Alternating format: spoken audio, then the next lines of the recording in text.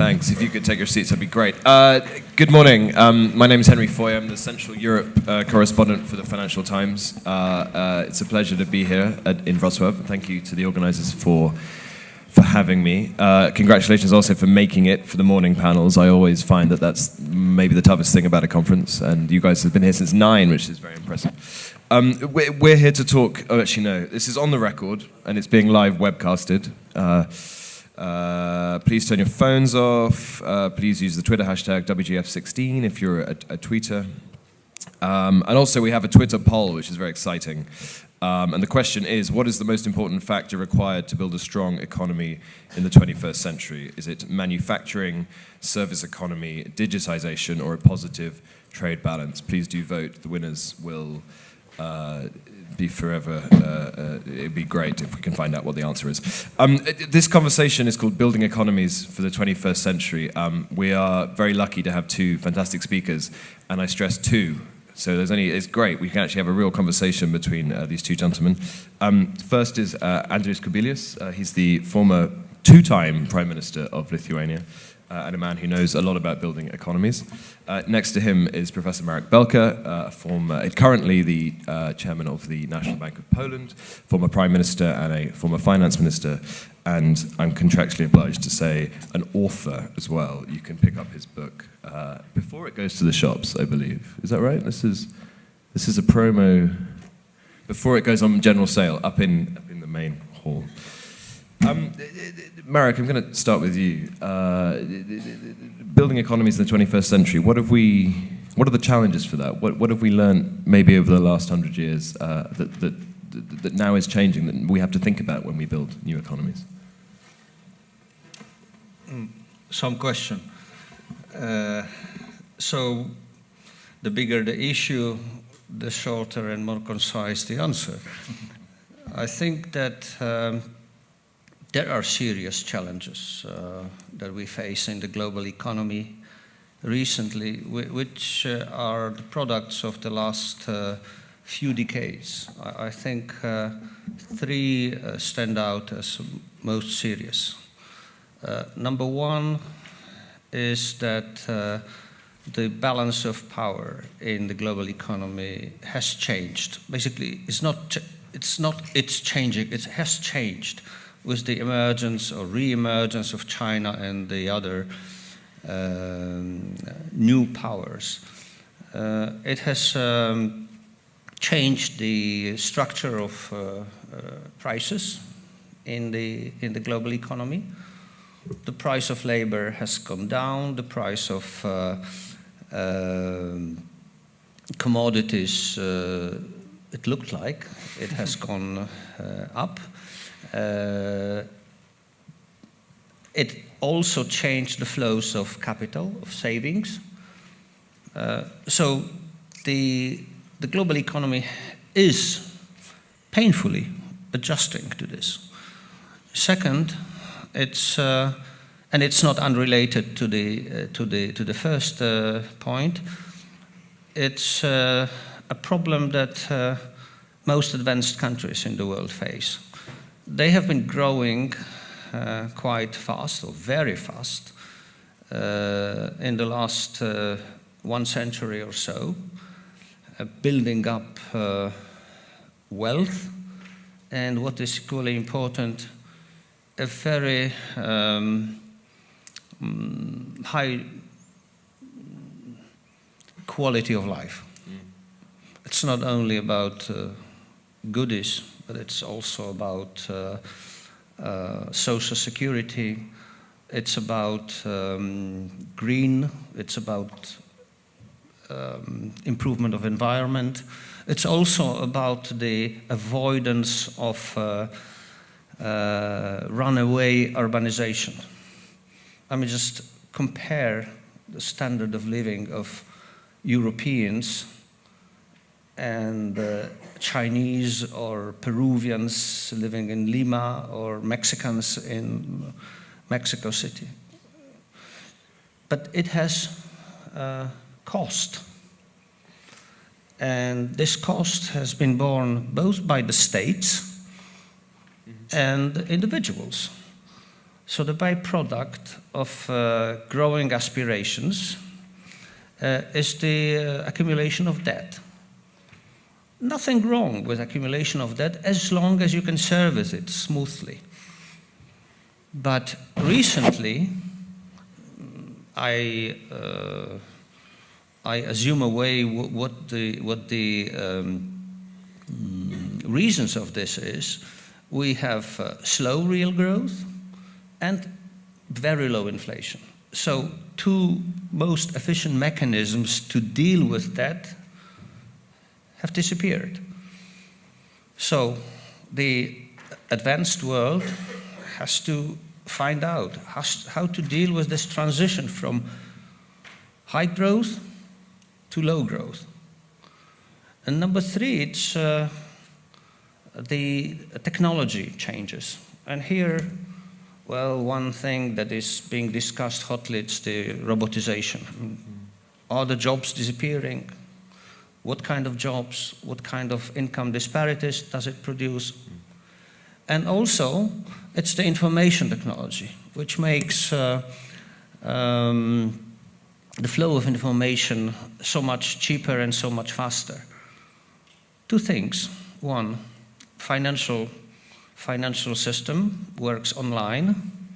Real economy takes time to adjust. This produces instabilities, economic instabilities.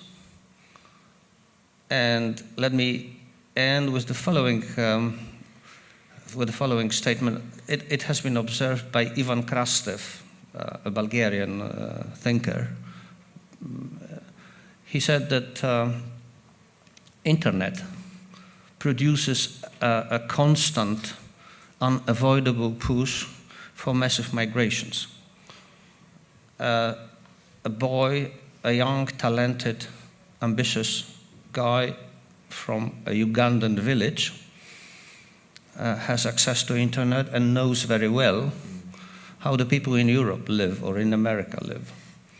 And for him, the benchmark is not his neighbor, but someone who lives in the hills of Taunus. So he has this psychological pressure to move out, which produces and will produce massive migrations. Very bad for us. Thank you. Thank you. Andreas, I mean, as recently as 2012, you were running an economy. I mean, do you recognize these challenges? How do you think economies, let's say in Europe, are dealing with those three? Are they head in the sand, or are they sort of tackling them? Well, it's very good to speak after a professor, and former prime minister and chairman of the bank. I can simply say that I agree with everything, and that's my short answer. But I will try to share some thoughts about our region. I mean, from my own experience, what yet we faced, and out from that, what are we ready to face?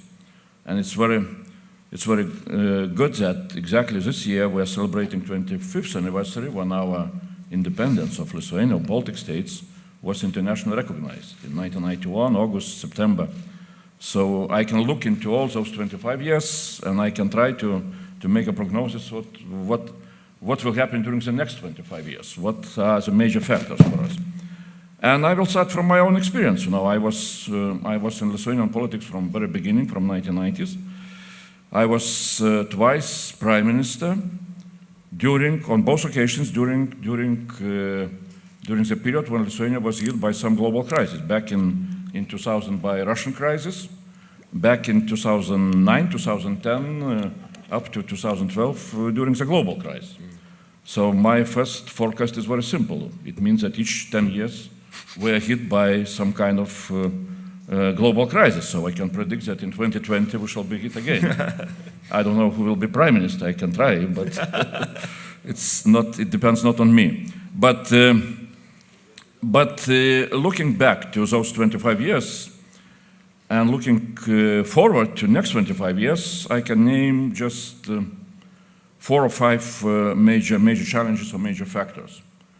First of all, I think that in Central Europe, we shall keep being ambitious and hungry for success, which will make us to be more dynamic than majority of old Europe countries.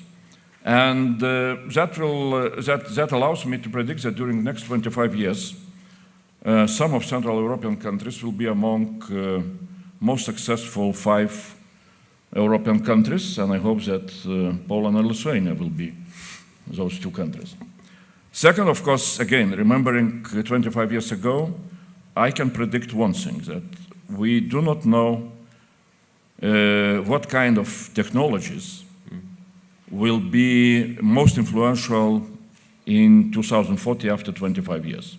I remember very well back in 1989, during our revolution time, when the first fax machine was brought into our headquarters. And now I am always testing or teasing, students, young students in Lithuania, do they know what does it mean, fax machine? Nobody knows. So I mean that in 25 years, we got new technology and it even disappeared. And 25 years ago, nobody knew about smartphones or internet. So I mean that when we are looking forward for next 25 years, we even cannot imagine what kind of technologies will be most influential and most successful, and what kind of influence they will bring to the whole economy. I know the only thing that it will mean that education and much more individualized education will be much more important than it is even now. So where we need to concentrate ourselves is on education, high quality education, and new education, which would be exactly, adapted to the challenges of 21st century. Third point is what was mentioned a little bit here, and what Angela Merkel is always, at least she was always using, 3 numbers. What kind of challenge Europe is facing? And Angela Merkel was describing with 3 numbers. I mean that Europe has 7% of world population, 25% or maybe now a little bit less of GDP production, and 50% of global social spending. So I think that in 25 years, we shall be hit very heavily by this problem. Our economies will become uncompetitive if we shall not manage how to diminish our social spending. So that's what we can predict, and we need to be ready for such a challenge. And the last point is, I think that we need to look also when we're speaking about European economies and economies of our region, we need to look also to geopolitical challenges.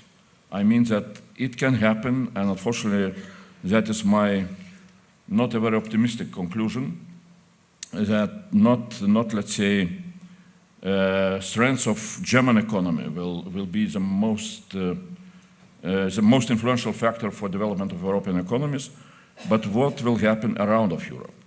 I mean, we can face both from the east and from the south, from Russian side or from Arabic world, we can face collapsing of economies and collapsing of states, which will create big troubles for all Europe, and that will make troubles also for development of our economies.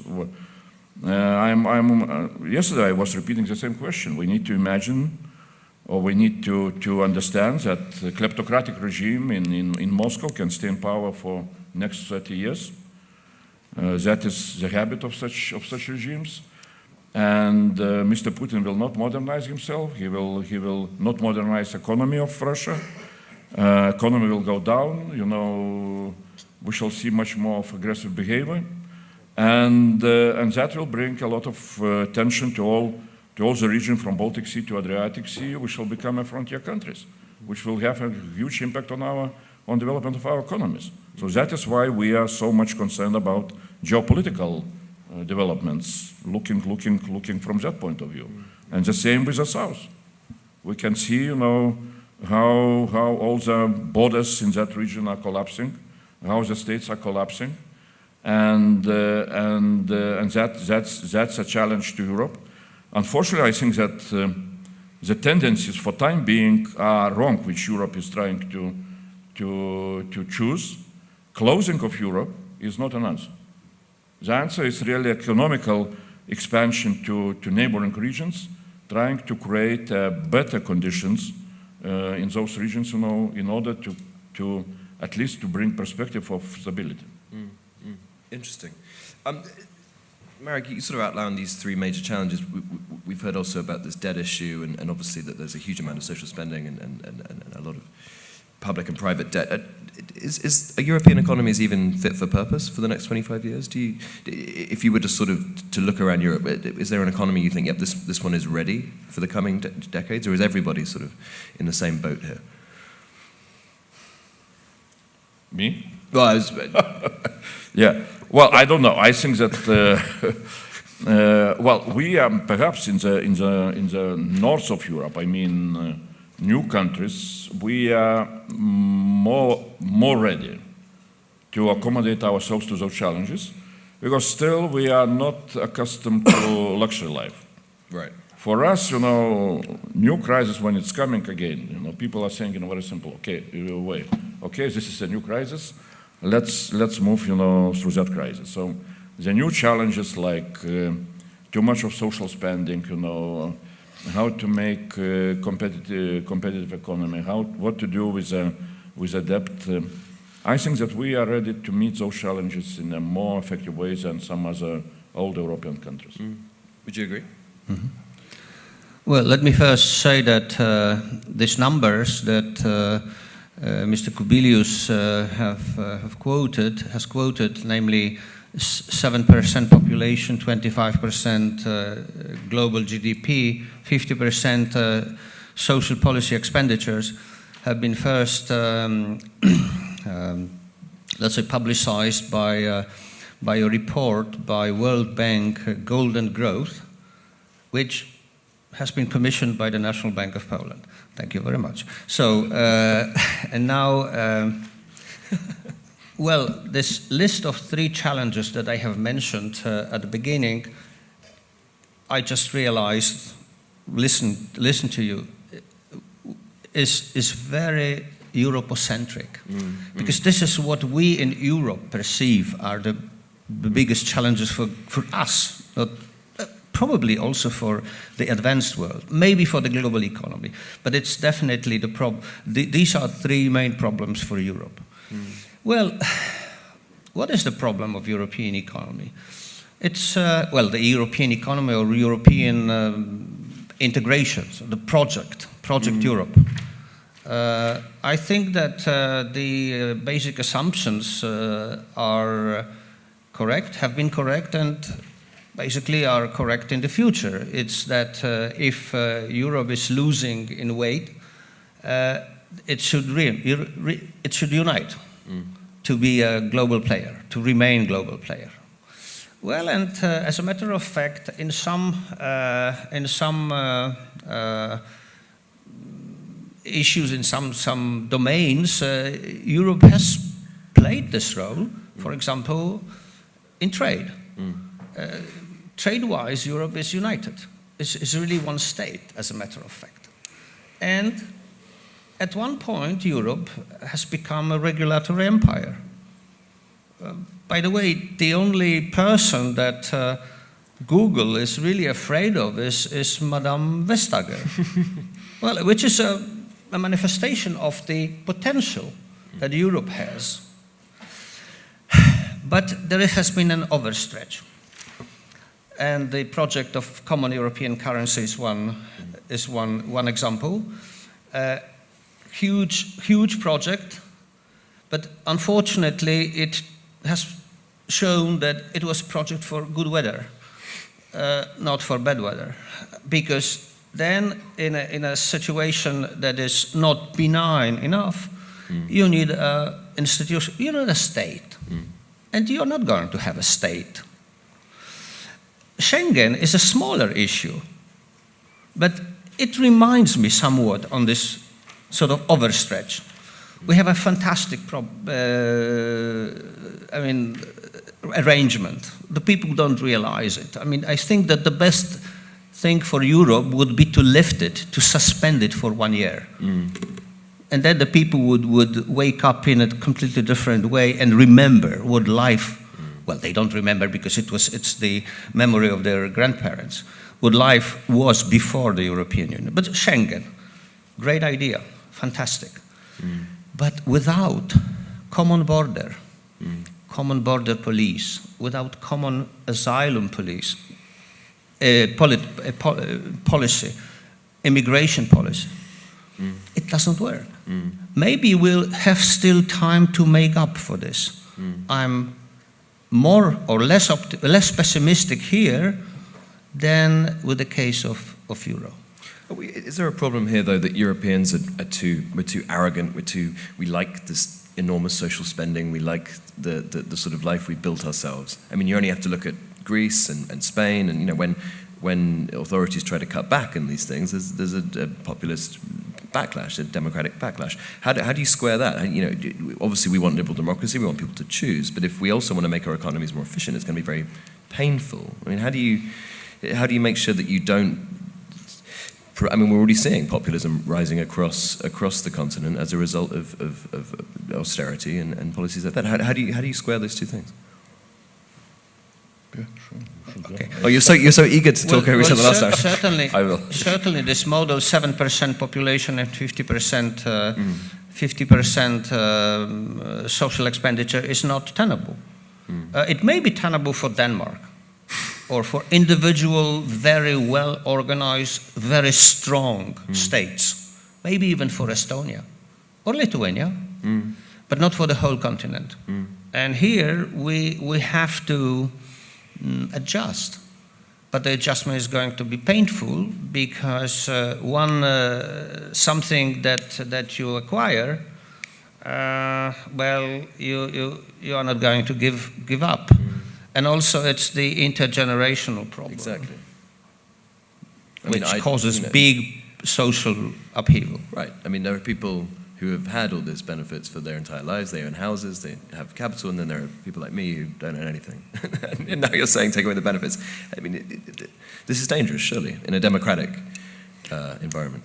But nevertheless, of course, well, we were speaking about that challenge, 7% and 50 social spending. It's a challenge. We do not have clear recipes what to do. But if you look into European history, so I'm quite optimistic, nevertheless. If you look into European history, so you can see that from Rome Treaty till now, Europe always was developing itself, going from one crisis, from one challenge to another challenge. And each challenge brought some new developments inside of Europe, which had the same direction. It's consolidation. It's new policies and new consolidation. So when we are talking, now we have this great British debate, and I don't want to intervene into that debate, but you can tip the balance. Yeah. But when somebody is saying that in order to have European competitiveness on the higher level, we need to have less of Europe inside of Europe, I don't agree. Because what does it mean? We are behind the Americans in development of our competitive economy. Maybe we are even behind, Chinese developments.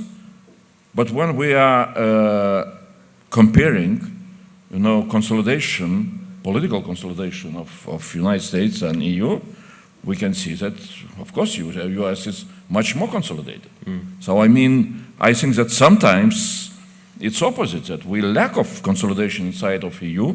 We lack general policies of EU, like border control or more general, attitude toward social spending, just in order to move forward to be more competitive. But again, this is what we can learn from European history, that you cannot, in advance, you cannot predict how Europe will develop itself.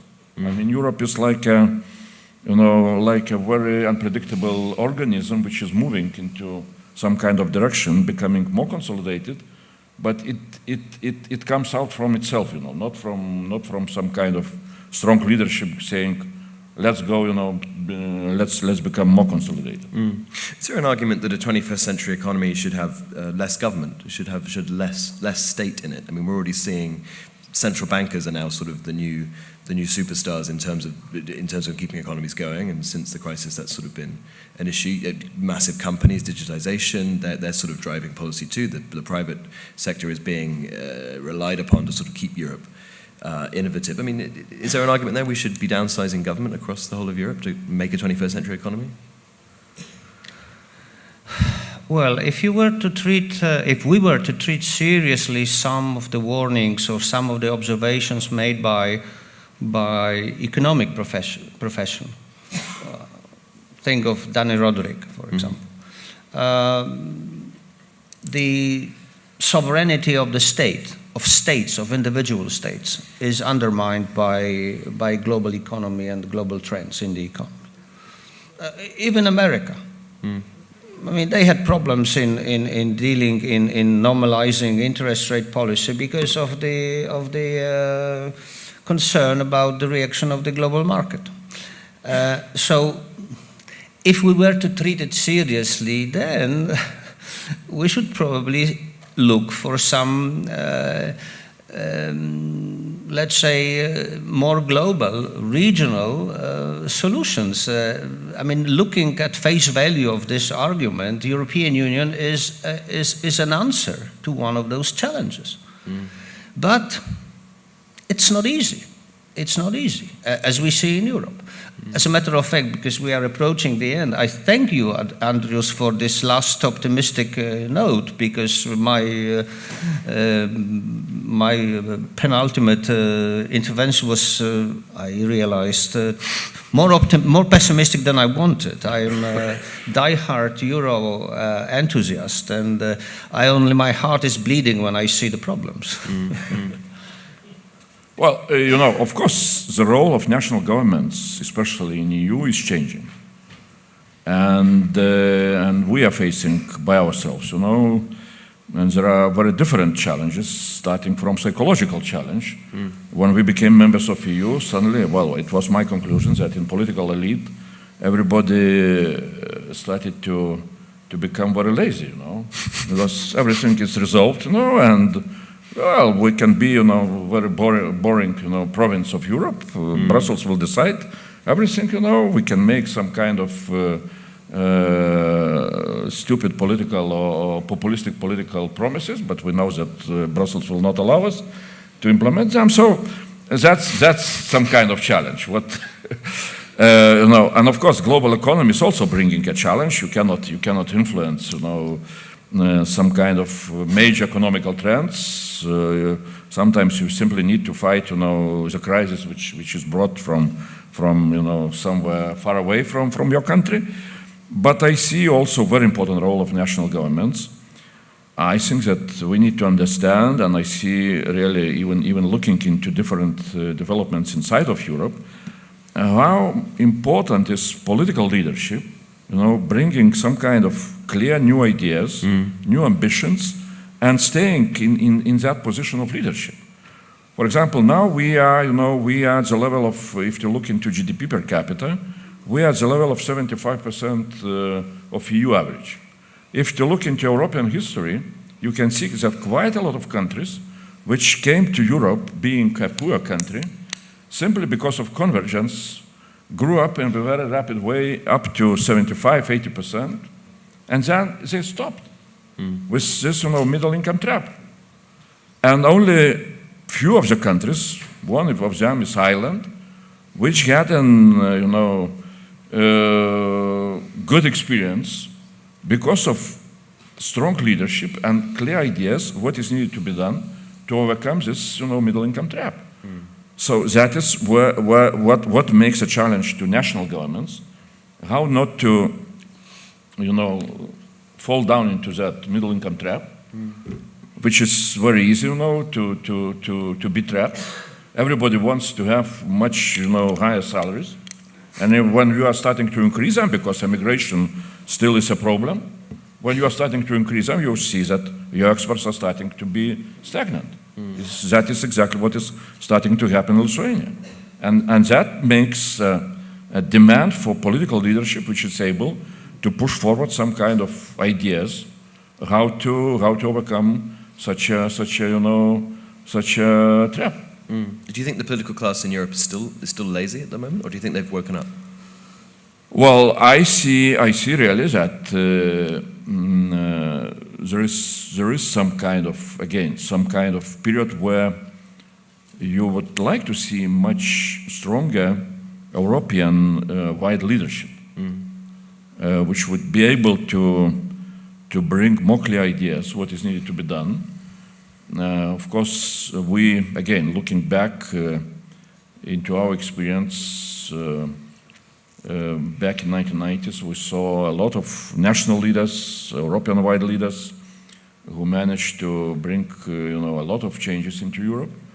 Now I see we are facing some kind of such a deficit period of such a leadership. But again, I hope that it will be, in some way, if there will be a demand, there will be also new class of leadership. I'm keen to get questions from the audience. We've got about 10 minutes to go. But just finally, Marek, you mentioned your example of the Ugandan gentleman and the pressures that the internet has put on migration, or the migration pressures created by the internet. I mean, isn't the migration challenge that Europe's going through now also an opportunity in terms of building a new economy? I mean, there are lots and lots of eager workers. There are tax-paying age. I know there's obviously a very political debate going on about it, but do you think Europe needs to maybe rethink its approach to how it tackles the migrant crisis, because it is an economic opportunity? Well, every economist would tell you this, but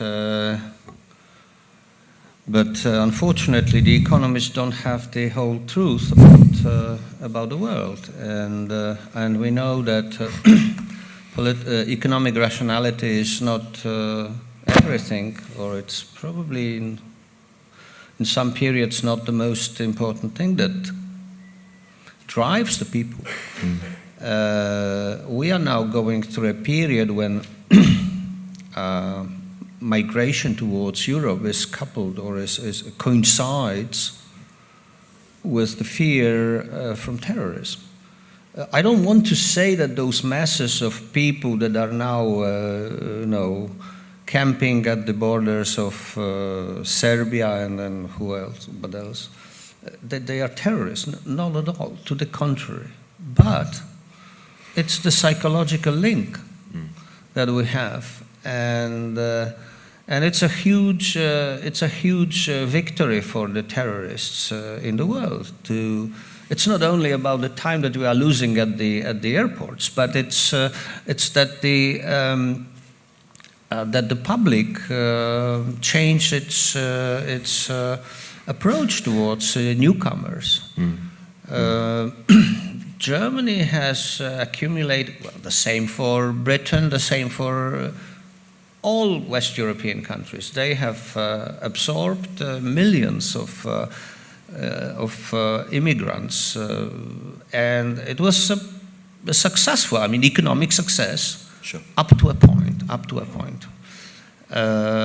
And we have probably reached such point.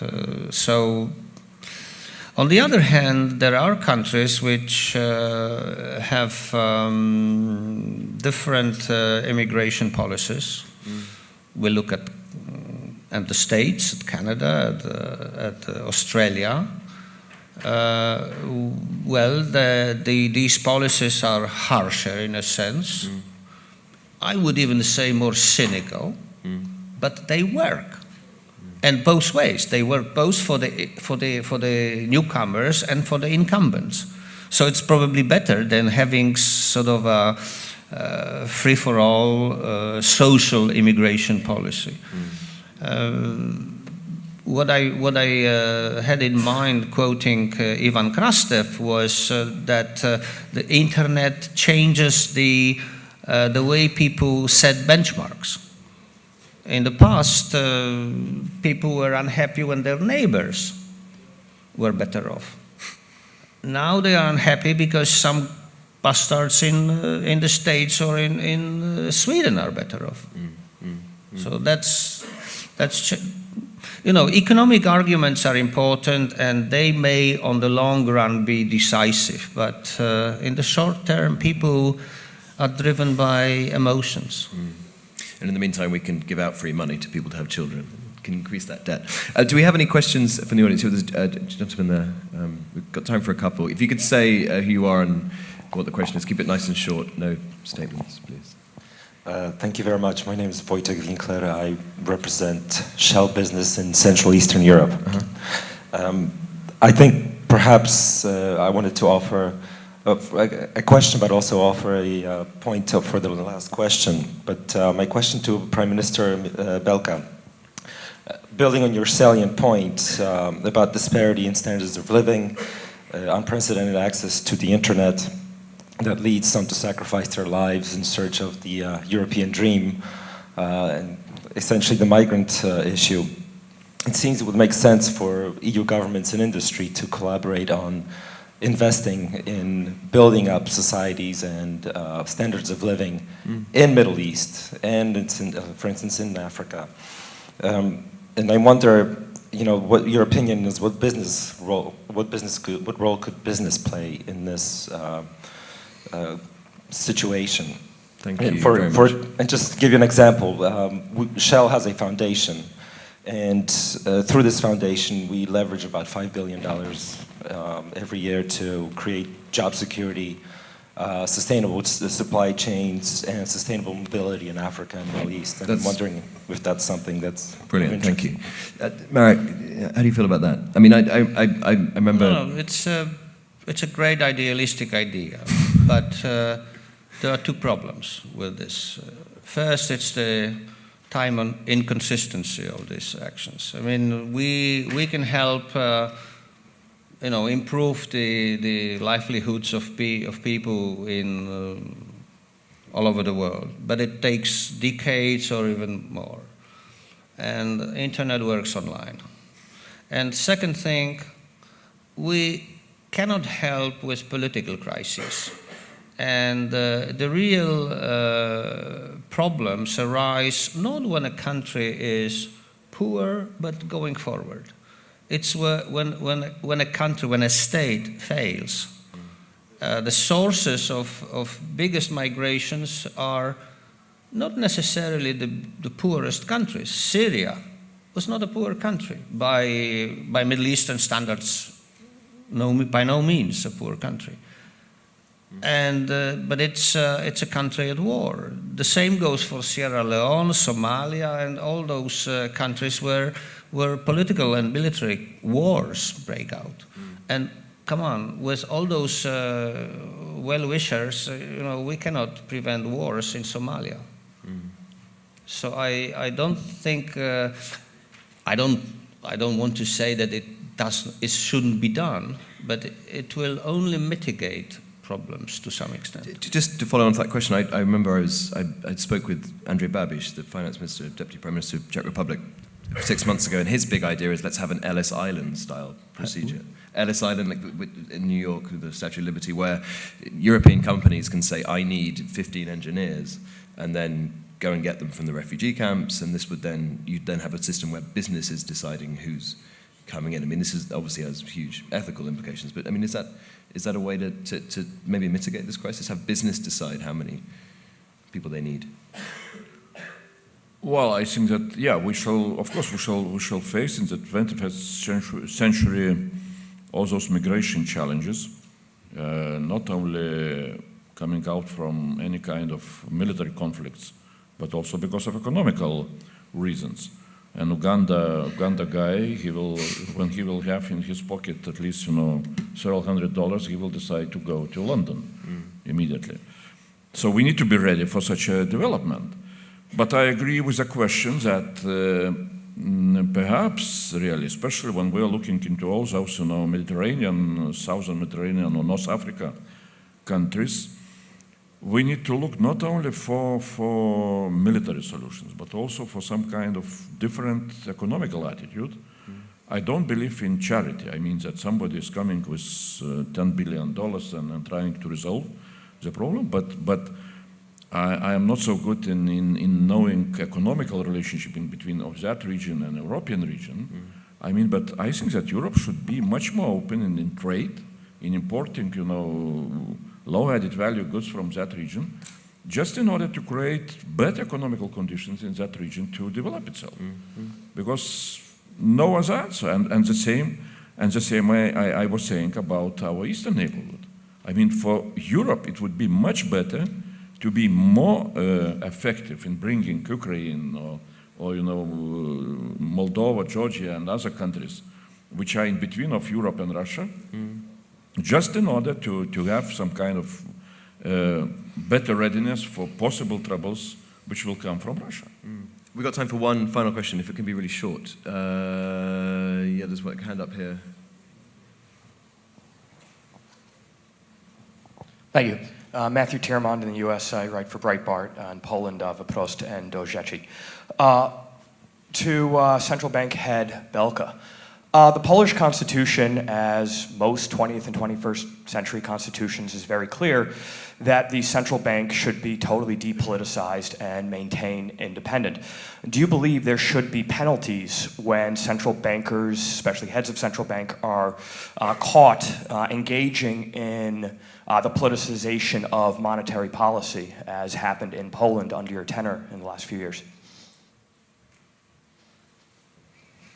It never happened.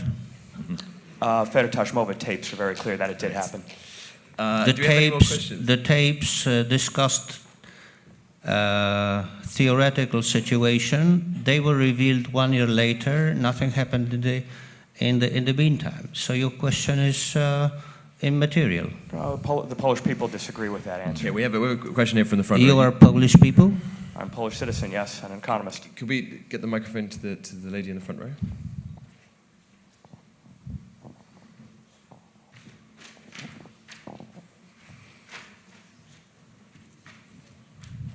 Thank you. Fran Burwell from the Atlantic Council. Prime Minister Kubilius, your country has joined the euro, and Prime Minister Belko, yours has not, although it's by treaty obligated to eventually when it meets the criteria. Given the difficulties of the euro over the last few years, Prime Minister Kubilius, do you think this was the right decision for Lithuania, and if so, why? And to you, Mr. Belko, would you expect Poland still to join? If not, why not? And about when? Fantastic question. Well, I think that it was a good decision, despite the problems in Eurozone. Well, and again, I will start not only from economical point of view, but from geopolitical point of view. With our history, after we joined EU and NATO, our goal was very simple always. From to become integrated into EU as deeply as possible, with our currency, with infrastructure, and so on and so on. And so, for time being, we do not have any kind of problems with being members of Eurozone, especially that since perhaps 1995, when we introduced the so-called currency board arrangement into Lithuania, we forgot about our own monetary policy. So for us, it was not a big deal to shift from national currency, which was backed by euro, directly into euro. For Lithuania, joining the euro was a no-brainer, so to say. It had currency board arrangement for years, and the Lithuanian currency, the lead was tied to euro from the outset of Lithuanian independence.